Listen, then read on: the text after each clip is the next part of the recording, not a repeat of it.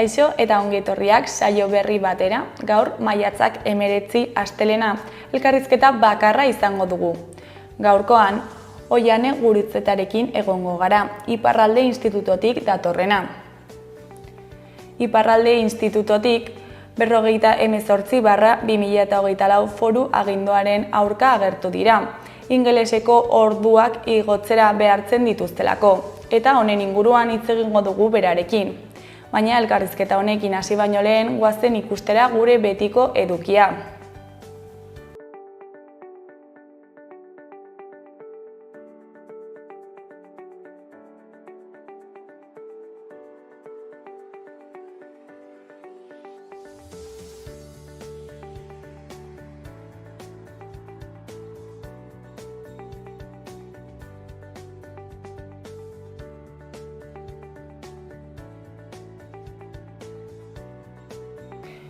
Goazen orain gaurko efemerideekin. Gaurko egun batean, 1885ko maiatzaren 19an, Jose Marti olerkari eta iraultzaile kubatarra hil zen. Kubaren burujabetzaren alde borrokatu zuen, Espainiaren zein AEBen imperialismoaren aurka. Urte batzuk geroago, 1887ko maiatzaren 19an, Oscar Wilde aske geratu zen homosexuala izateagatik 2 urte kartzelan pasa ostean. Bere maitale Alfred Douglasen aita, Queensberryko merkasalekin izandako gatazka judizial baten ondorioz kartzelatua izan zen sodomia egotzita. Lurjota geratu zen, Parisera erbesteratu zen eta 3 urte beranduago hil zen. Egun berean baina 1910ko maiatzaren 19an, Monika Lekunberri Oriona jaio zen Galdakaon. 1934an herriko lehen ikastolaren sorrera bultzatu zuen eta irakasle aritu zen bertan 1936 arte. Guda astean iparraldera egin zuen ihes, baina Galdakaora bueltatzea lortu zuen geroago. Irakasle moduan jarraitu zuen lanean. 1937ko udaberrian frontean bonbardaketak gogortu ziren arte. Francoren diktadura garaian irakaskuntzan aritzeko debekua jaso zuen arren, euskaraz irakasten jarraitu zuen etxerik etxe lehenengo eta bere etxean haurrak hartuz ondoren. 1987an hil zen eta 2015an Galdakaoko udalak bere izena jarri zion plaza bati. Eta bukatzeko 1988ko maiatzaren 19an Maurizia Aldeiturriaga Zabala panadero jole eta beslaria hil zen Zeberion. Zeberioko Egia auzoan jaioa 9 urte bete berritan basurtura joan zen neskame tratante baten etxera. Gero Ugaroko ariki fabrikan ere aritu zen lanean.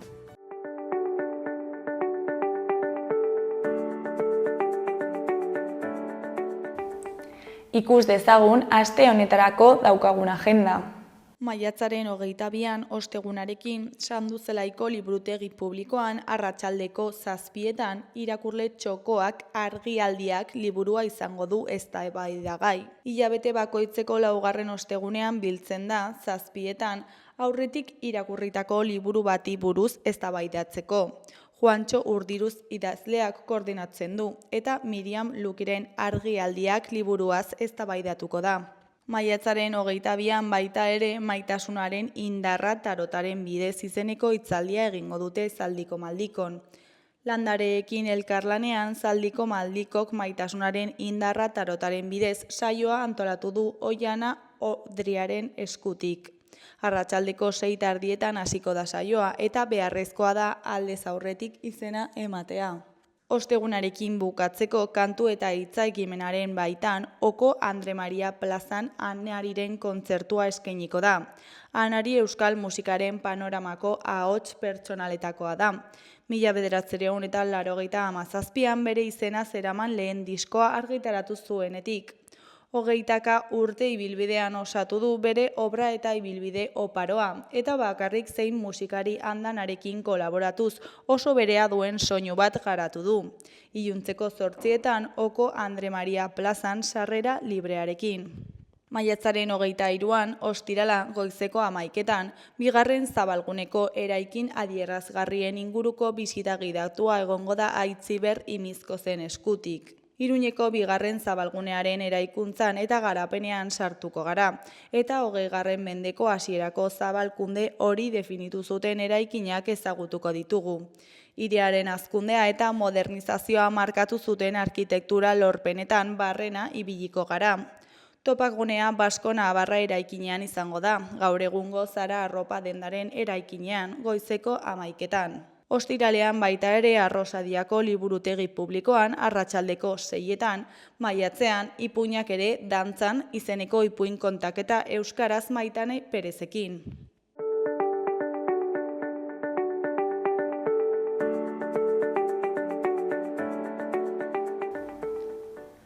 Ikus dezagun gaurko egunkarien azalek zer dioten. Diario de Noticiasen titular nagusian, 4 familiatik 3 adingabeek mugikorrerako sarbidea hartzeratu nahi dute. Telefono horiek adin goiztiarrean erabiltzearen arrisku ugariak saihestu nahi dituzte. Ikerketa baten arabera, smartphoneak dituzten 10 eta 15 urte bitarteko haurren kopurua 110 jaitsi da. Argazki nagusian, Areso, Katena, Pablo Ibáñez eta Torrok Raúl García soriondu dute, Espainolen aurkako bigarren golaren egilea. Honen titularrean, Osasunak aukerak azkartzen ditu. Espainoli irabazi dio eta Europan sartzeko borrokatuko du, beren mende egon gabe. Hori koloreko berrietan, alde batetik Euskararen aldeko festa jendetsua.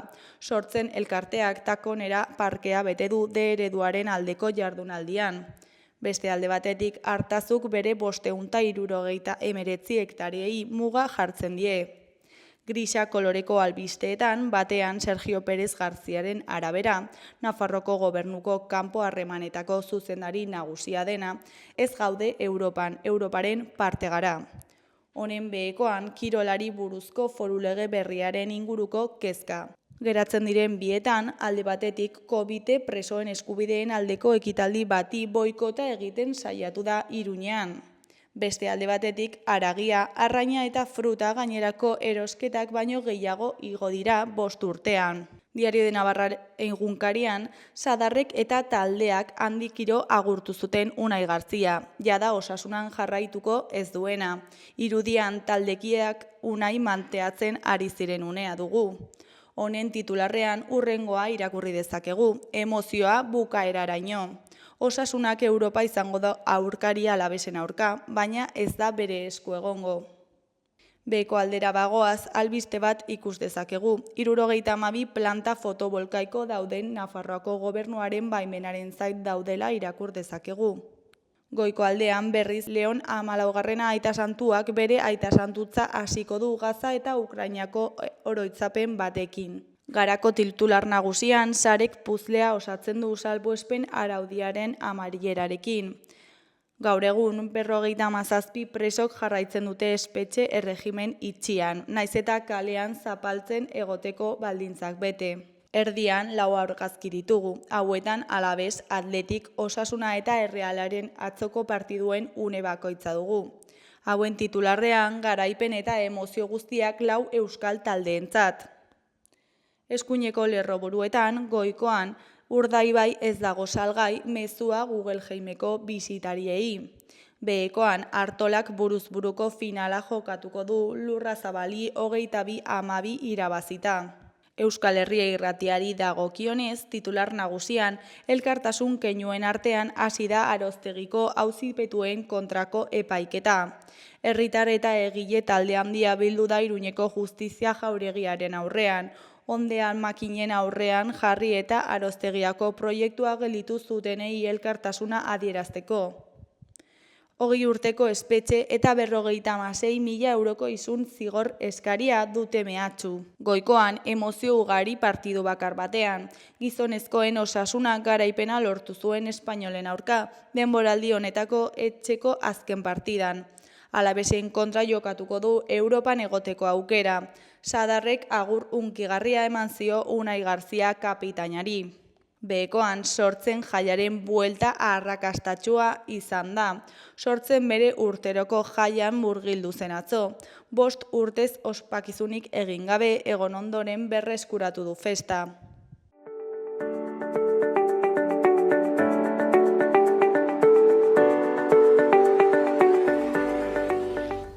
Gaurko eta biharko eguraldiaren iragarpena ikusiko dugu orain. Gaur, astelena, giro nahasia eta ezegonkorra izango dugu. Egunaren lehenengo partean zeruan ostarteak agertuko dira eta zaparradak sakabanatuak izango dira. Hainbat tokitan ateri eutsiko dio. Arratsaldean zerua estalita geratuko da eta zaparrada trumoitsu mardulak izango ditu, agian txingorrarekin batera. Egunaren amaieran atertzera egingo du ziurrenik. Goizetik aurrera mendebaldeko edo ipar-mendebaldeko haizea ibiliko da, bolada gogorrekin kostaldean. Arratsaldean Ebro ibarrean ere bai. Temperatura maksimoak asko jaitsi eta 20 gradu ingurukoak izango dira. Asteartearen lehenengo partean zerua tarteka hodeitsu egongo da, batez ere ipar ekialdean. Han oraindik euria egin dezake. Egunak aurrera egin ahala atertu eta argitzera egingo du. Arratsaldean hodeiak gutxitu egingo dira eta giroa eguzkitsua izango da nonahi. Ipar-mendebaldeko haizea ibiliko da. Temperatura maksimoak apur bat igoko dira, ipar ekialdean izan ezik. Han 20 gradutik behera mantenduko dira.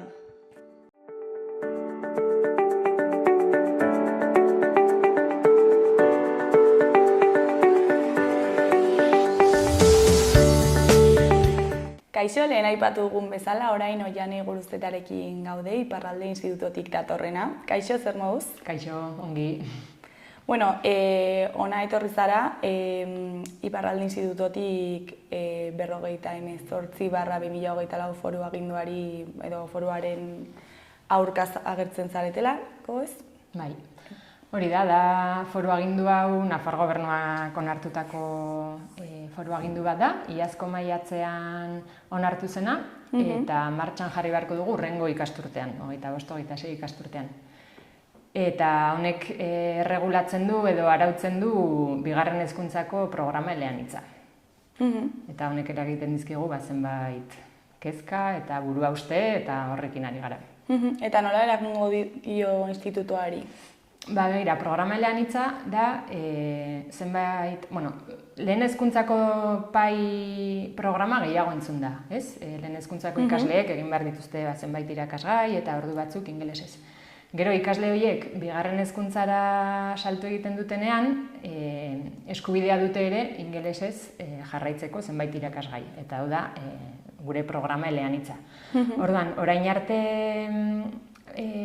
programa eleanitz honetan ikasleek egin behar zituzten minimo 6 ordu astean ingelesez. Hau da, ingelesa irakasgaia denek egiten dutena, 3 ordu astean, eta gero beste 3 ordu ere ingelesez.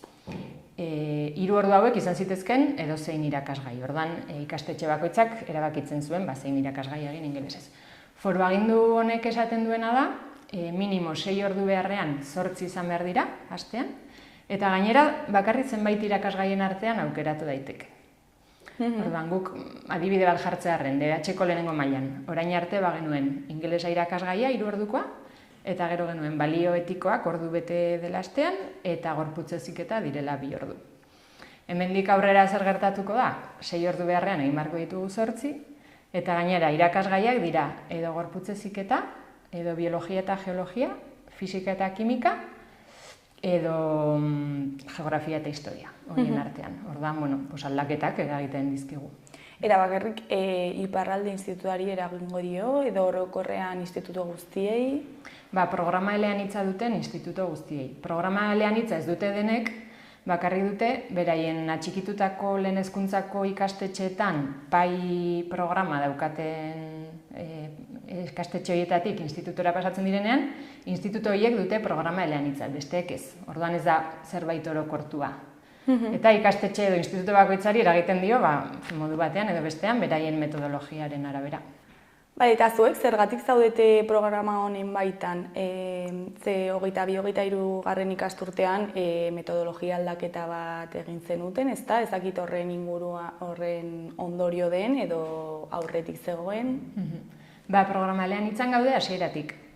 Gure ikastetxera etortzen dira lehen hezkuntzako 3 ikastetxe ezberdinetatik. Bat da Sanduzelaiko eskola, bestea Orkoiengo Auzalar eskola eta Buztintxuri eskola. Ordan, Buztintxurin badukate pai programa. Ordan, pai programari jarraipena egiteko nahi eta nahi ez gure institutuak eskaini behar du programelean hitza. Baina, hontaz aparte, institutua sortu zenean duela 7 urte, egon zen eskaera bat Buztintxuriko familietatik hezkuntza departamentura.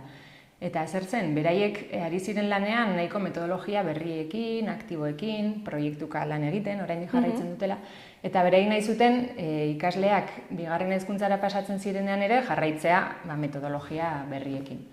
Ordan eskaera hau egin zuten, hor zuzendaritza bat sartu zen instituto berria sortzera, eta konprometitu zen familien eskaera honekin, eta hitz eman zuten metodologia berriekin saiakuntza bat egingo zutela. Orduan, 22-23 ikasturtean eman genuen honen inguruan pauso handiena. Eta da esparruka lan egitea. Lehenengo eta bigarren mailan egiten duguna da irakasgai bakoitza bere aldetik joan beharrean, irakasgai bakoitza bere irakaslearekin egiten ditugu elkartu. Orduan, daukagu esparru zientifiko-matematikoa eta esparru soziolinguistikoa. Adibidez, lehenengo DBH-en, teknologia, biologia eta geologia eta matematika dira irakasgai bakarra, ziten deitzen dioguna. Eta gero daukagu solimu, dena geografia eta historia, musika eta euskara elkarrekin. Orduan, hau izan da aldaketa oso handi bat guretzat, eta nahiko berritzailea gainera publikoan eta Nafarroan mailan bakarrenetakoa gara. Eta ulertzen dut, orduan, ordu kopurua ere igo dela, ikasgai elkartu horretaz, ezakit 3 ordu izan ordez, ezakit zenbat ordu izango dituzien, ez? Ziten guretzat dira 9 ordu, eta solimu dira 7 ordu. Eta orduan orain, inglesako orduak igotzen badira, nola eragingo die? Hau da gure kezka nagusiena eta arazo nagusiena. Dagoeneko 8 ordu egin behar ditugu, baina gainera ezin ditugu irakasgaiak aukeratu. Orduan, aukeran dauden, ingelesez eman behar diren aukera horietatik, biologia eta geologia, fisika eta kimika eta geografia eta historia daude esparruen barruan. Orduan, ezinezkoa ikusten dugu, irakasgai bakarra izan da, kurrikulumeko osagaiak dauden astuta, daukagu gai bat eta gai horren inguruan landuz, kurrikulumeko osagai guztiak 3 ikasgaietakoak lantzen ditugu elkarrekin. Orduan, ezinezkoa ikusten dugu, adibidez, biologia eta geologiak ingelesez egin, baina aldi berean matematikako edukiak euskaraz, eta hor, modu duin batean ezinezkoa ikusten dugu.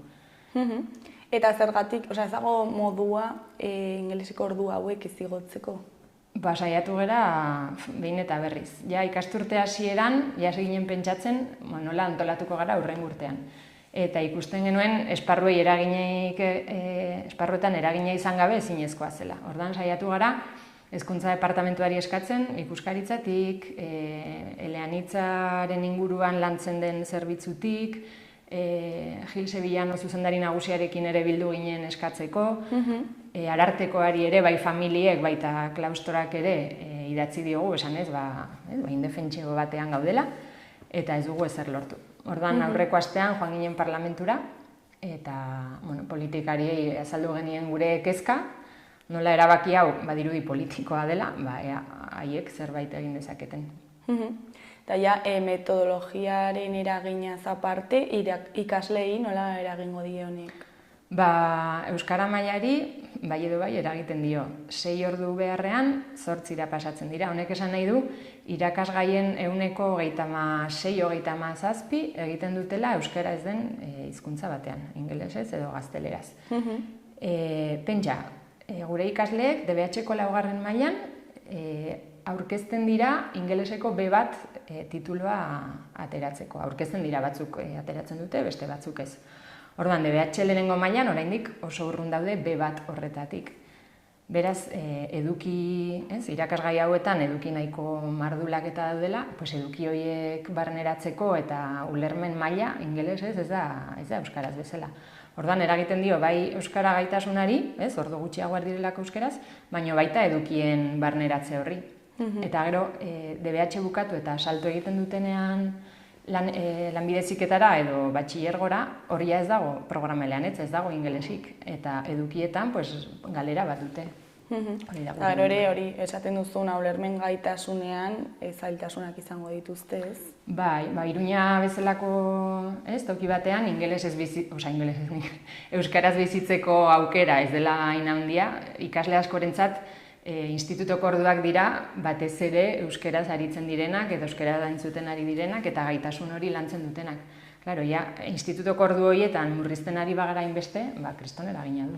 Eta gero ere, imaginatzen dut gurasoek hautatu dutela instituto hau D eredua daukatelako, ez? Eta orduan azkenean ez dute oso guztiz euskaraz hitzengo.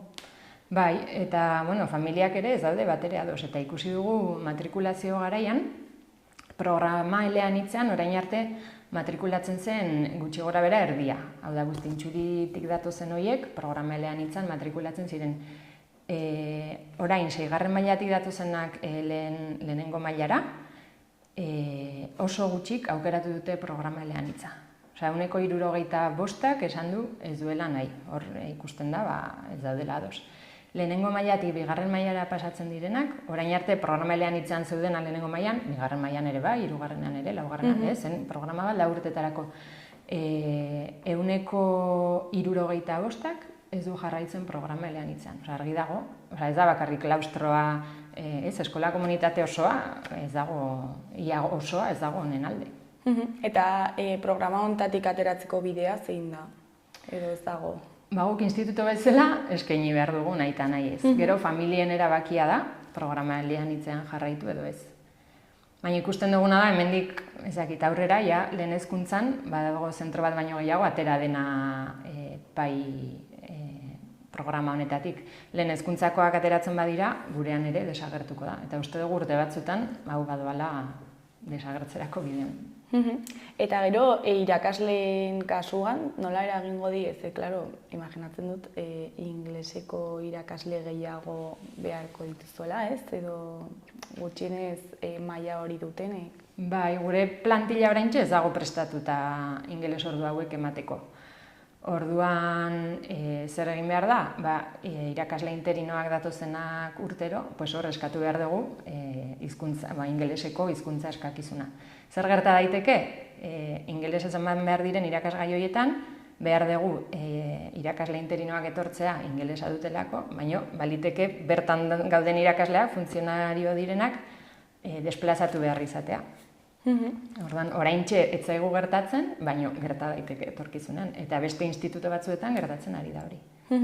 Eta gora usalatzeko komunikatu bat atera zenuten, ezta? Eta bertan hainbat ondorio lerrokatu zenituzten, aldituz aipatu hauek? Bai, batetik ikastetxen autonomiaren kontra dijoala, ez dutelako kontatu gurekin foru agindu hau ateratzeko, eta ikastetxe bakoitzaren errealitatea ez dute kontuan hartzen. Ikasleen euskara gaitasunaren kontra dijoa. Beraien ingelesez ematen diren irakasgai horietako edukiak barneratzerako garaian gaizki goaz. Familiak argi plazaratu dute, ez dutela nahi programa eleanitza modu honetan, klaustroek ere bai, eta argi dago nahi dugu foru agindu hau derogatzea, martxan ez jartzea, eta martxan jarri behar badugu gutxienez malgutzea, eta lehenengo eta 2. mailan ordu gutxiago eman alizatea, eta irakasgaiak aukeratzea gure esparruen metodologia honi ez eragiteko. Eta Nafarroako gobernuarekin edo hezkuntza departamentuarekin harremanetan jarri zarete? Bai, jarri gara, Nafar gobernuko edo hezkuntza departamentuko hainbat zerbitzu ezberdinekin, baina beraien erantzuna da, bai edo bai, foru agindu hau aurrera eraman behar da. Ez dago informe teknikorik atzean, ez dakigu zergatik atera duten, ez? Zergatik ikasleentzat hobea da, ingeles mailarentzat hobea da, edukiak marrenat ez dakigu, ez dago informe bat atzean.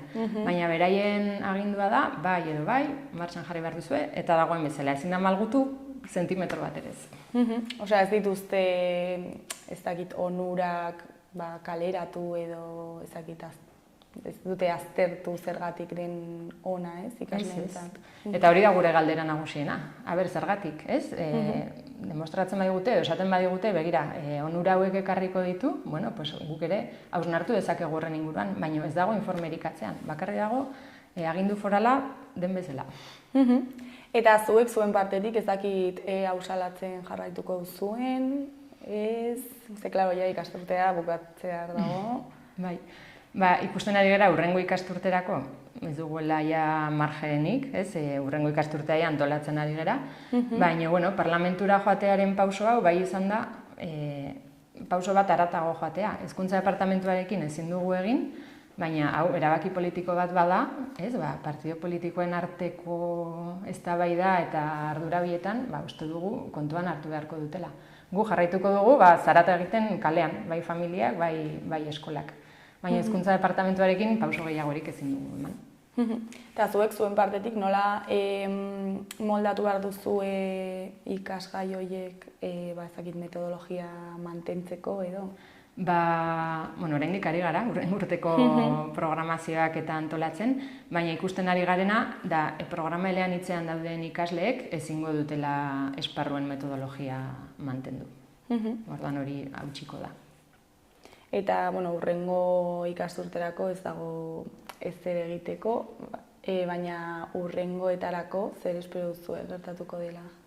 Espero dugu hezkuntza departamentuak atzera egitea eta uztea, pixka bat kontuan izatea ikastetxe bakoitzaren errealitatea eta malgutze bat eskaintzea. Hori da gure esperantza behintzat, horregatik gaude borrokan, bestela, ez? Ez genuke zer egingo. Ja bukatzeko ez dakit zerbait gehiago komentatu nahi duzun, edo jendeari zerbait esan, agian hezkuntza departamentuari ez dakit. Gure eskaera argi dago, ez?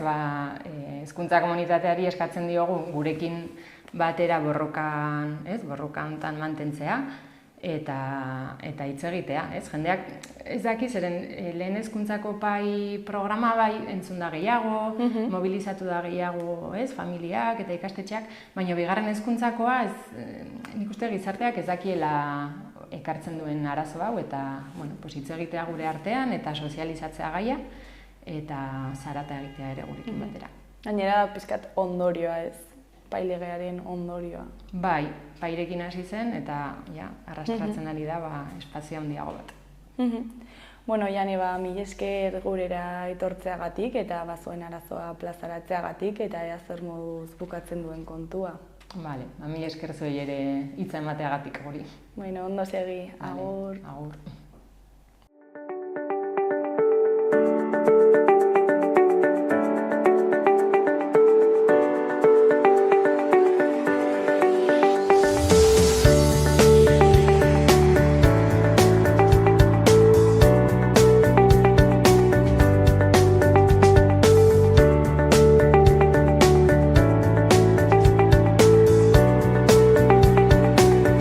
Gaurkoz, hau izan da dena, bihar asteartea itzuliko gara eduki eta elkarrizketa berriekin.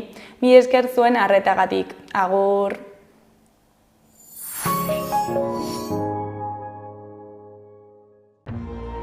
Gobierno de Navarra. Nafarroako gobernua.